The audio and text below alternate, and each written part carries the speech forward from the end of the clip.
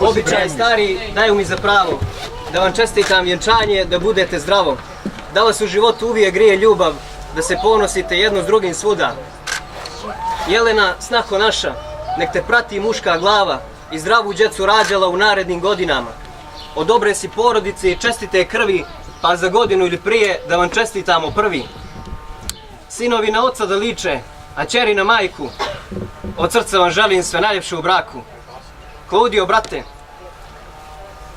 živ mi bio i vas da dobar glas među ljude širio.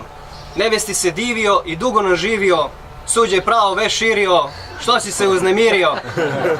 Kumovi, srećno kumstvo, domaćine, sipaj pića, da nazdraviš mladencima uz Blaža Dragojevića.